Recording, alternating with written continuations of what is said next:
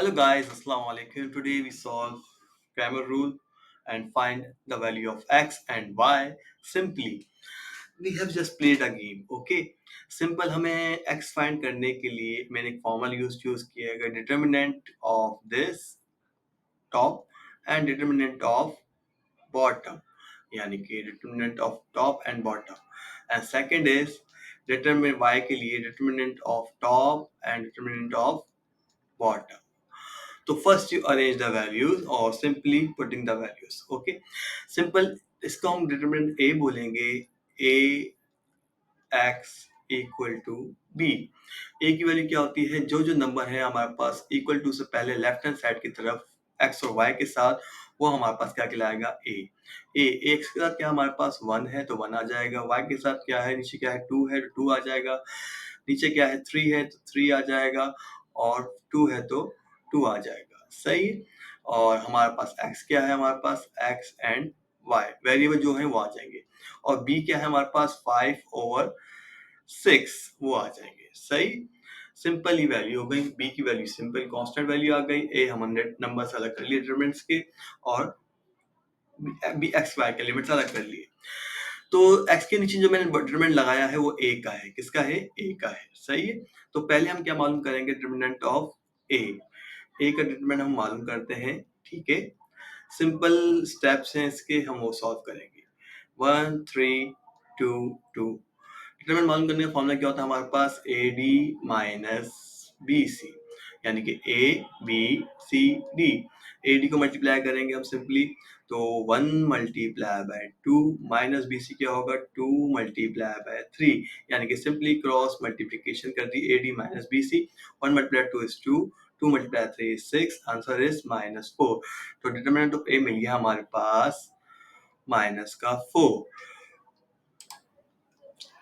अब हम मालूम करेंगे डिटरमिनेंट ऑफ ए एक्स ठीक है सिंपली अब ए एक्स का डिटरमिनेंट मालूम करना है यानी कि एक्स वाली वैल्यूज को लिखना है ठीक है तो ए एक्स कहते हैं ऊपर वाले को तो ए एक्स में क्या होगा एक्स वाले डिटरमिनेंट नंबर जो होंगे वो गायब हो जाएंगे वहां पुट करेंगे बी की वैल्यू ठीक है ए 5 एंड 6 वाई वाले नंबर सेम आएंगे 3 एंड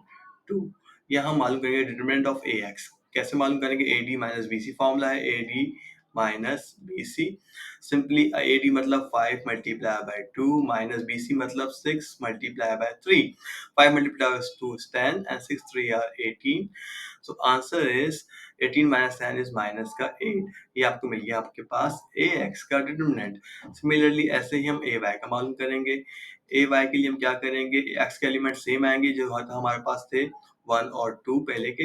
और y की जगह पे हम पुट कर देंगे b की वैल्यू क्या है 5 and 6 ac minus bd formula लगाएंगे यहाँ पे भी 1 multiply by 6 minus 5 multiply bye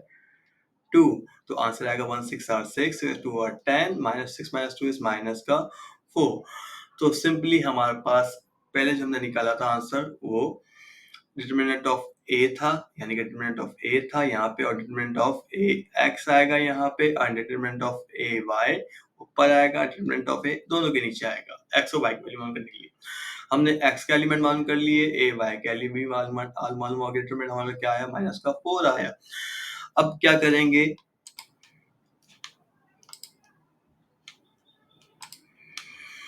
अब करेंगे वैल्यू पुट करेंगे हम सिंपली जैसे वैल्यू पुट करते हैं हम